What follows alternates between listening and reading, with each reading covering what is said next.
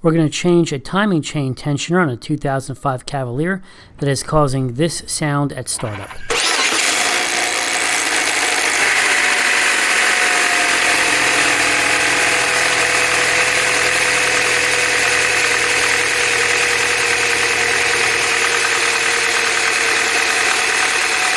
First things first, you want to disconnect the negative battery cable. This is an 8mm bolt. And then we'll start taking the other things apart. So I believe this is like a computer module that is in the engine bay on the left. That's a 13mm nut that needs to be taken off.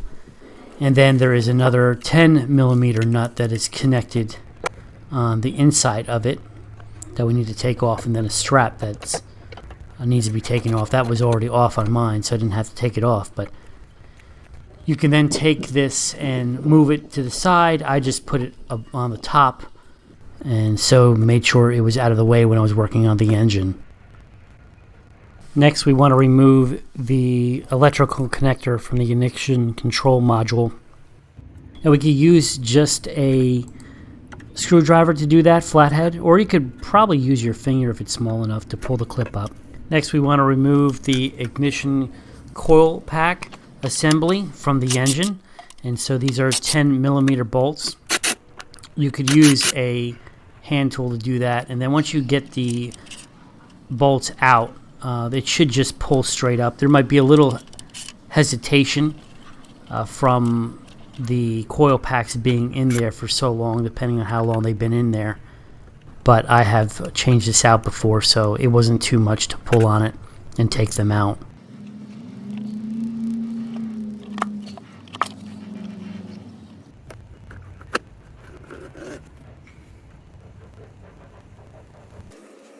Now we're going to finally get to the actual valve cover.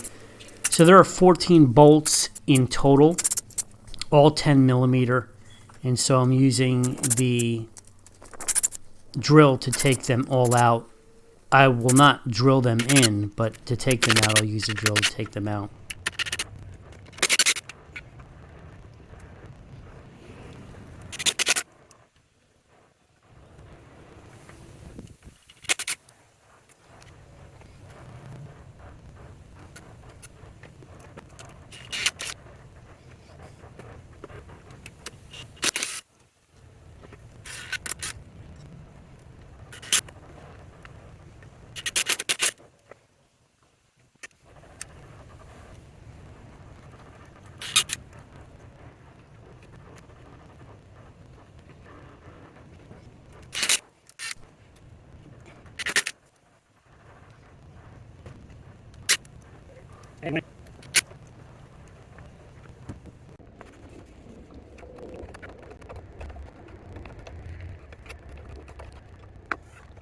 So we're removing the resonator, and the reason why we're doing this is because we need to also remove the PCV hose from the valve cover, and if you keep it on, it can split or crack, and so we're trying to prevent that by removing it this way.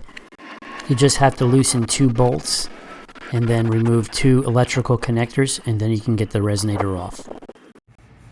Next, you want to remove 2 bolts here. So the one bolt here is a 10mm that needs to be removed, and you can see that right here.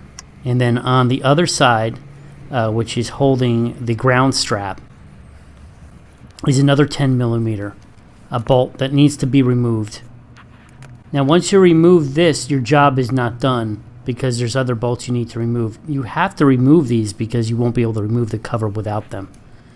So you'll see that this is the fuel line. The fuel line doesn't give you enough room to move, but it does move somewhat. You should be able to force it out. You'll see the other bolts now that you have to remove. Here's the one that I used a 1/2-inch box wrench to take it off.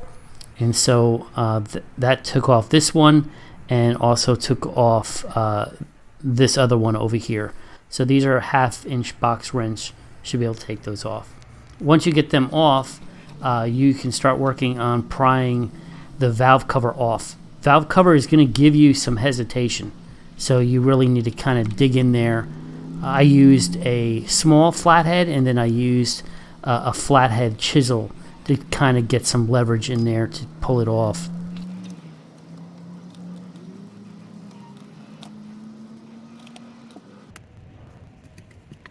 Once I was able to maneuver the screwdriver and the flathead chisel into the grooves, then it was easily able to rock back and forth, and I was able to pull the whole thing off.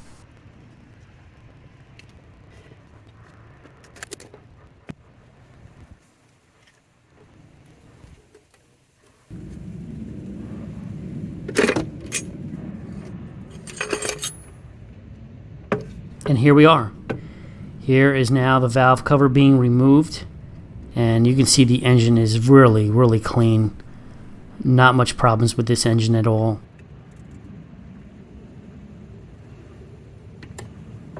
Here's the underside of the valve cover, and as you can see, it is very clean, and so there is not even any carbon buildup or any stuck on oil, which I'm very pleased with this condition.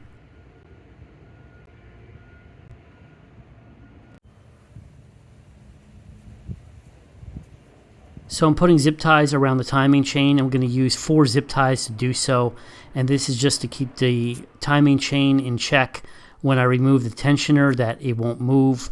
And this worked out really well, and this is the way I suggest doing it. I noticed in some other videos that some people used some other clamps to keep it down. Some people used maybe only 2 zip ties. I used 4, and I think that this was obviously the best option, and it didn't move at all once I had everything sealed and connected.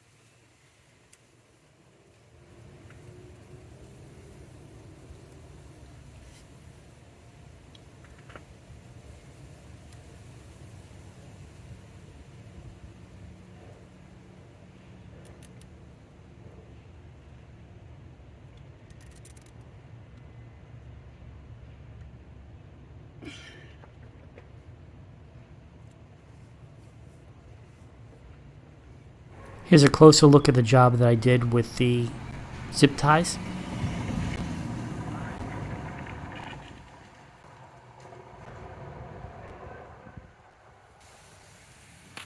And now here is the bolt on the left side of the timing chain. This is what we're going to now take out. So this bolt is a 32 millimeter. It's the same bolt that is used for your oil filter. So if you have changed your oil in this car, you should already have this size socket on hand. The old style is a flat bolt. You'll notice that the new style tensioner has a bulge on the end of it.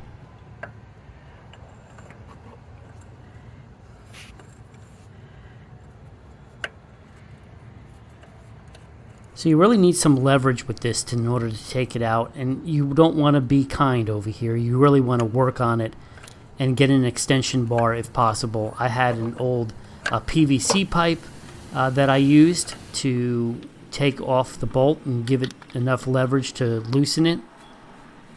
You're going to see here it actually falls to the ground, and you would think that I didn't do anything to it, but it actually loosened the bolt. So you're going to need some leverage to get a proper extension. And the reason why I say this is because this bolt is in there very tight. So you'll see it's about to snap. And it doesn't look like it snaps it loose, but it does.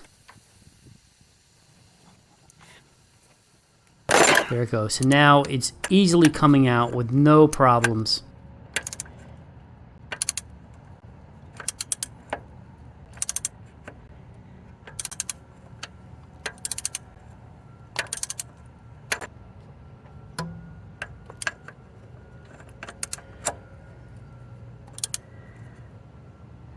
So while you're loosening the bolt, you will notice that once the bolt completely loosens from the chain will get looser. And this is why you need to zip tie so the chain won't move, causing it to damage the engine if it skips a tooth or two, causing it to go out of time. So when I researched this project, I learned that this timing chain tensioner has a tendency to fall apart inside the engine. And so I was really hoping that would not happen, but that's exactly what happened. It actually broke inside the engine. Now thankfully it didn't go completely in the engine block, but I bought a magnet here and was able to go right into where that slot was, and thankfully the last piece was right there and easily taken out.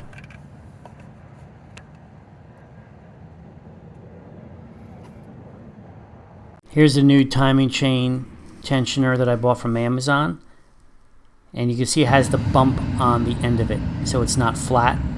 That's how you can know you have the new style tensioner. So it goes quite easily in, slips right in,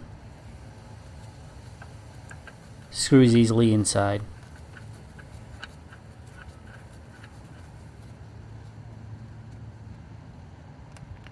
Next, you're going to need a torque wrench to torque this to 55 foot-pounds.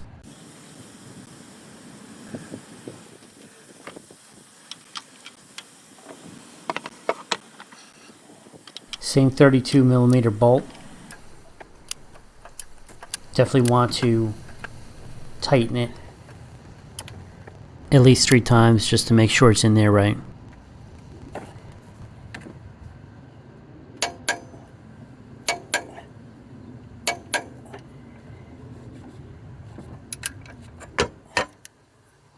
There was a helpful video on YouTube that I found about hitting the chain right where I'm about to move it with the screwdriver.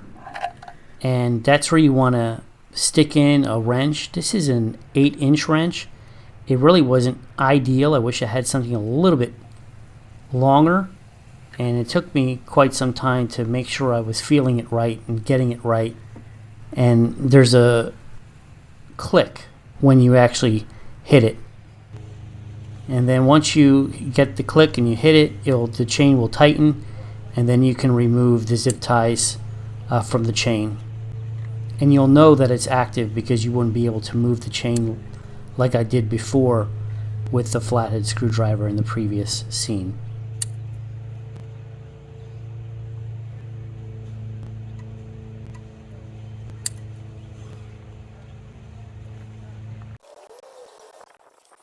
Now I'm getting the new valve cover to go on, and I'm just cleaning things up. Used some rubbing alcohol, also used some carb cleaner.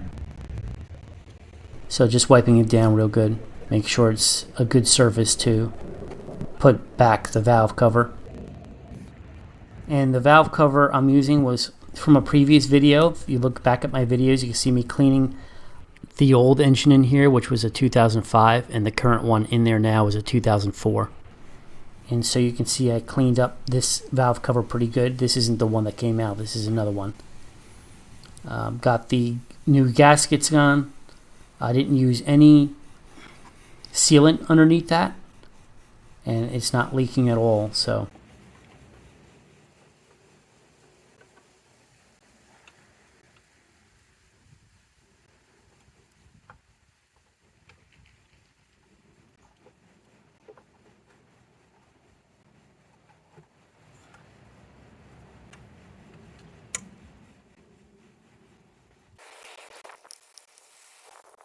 I'm actually torquing these to spec, which is 89 inch-pounds.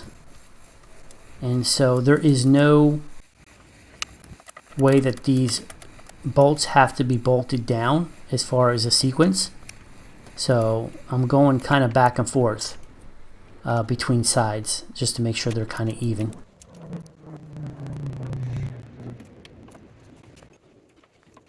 Let me just reiterate that a service manual does not spec how these bolts should be sequenced on the valve cover.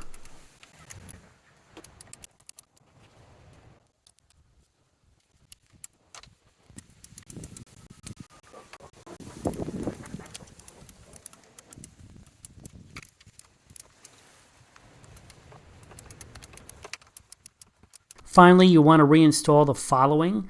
I do not have any videos of this, but you want to reinstall, number one, the bolts attached to the side of the valve cover. That includes the ground strap nut, the coolant tube bracket nut, and then the nuts for the fuel line bracket. And then you want to do the resonator with the PCV hose, and then tighten the clamp bolts and reattach the other connections, also the hose that goes to the air box. Number three, the ignition coil pack assembly, tighten the 4 bolts, and then connect the electrical connector for the ignition control module. And finally, the computer that we detached in the very beginning of the video, you want to tighten the 2 nuts that are there and then place the hose in the harness, in the plastic harness that is already supplied. At this point, you completed the job. Congratulations. Finally, at the beginning of this video, I demonstrated the sound of the timing chain rattle that it produced when you would start the car.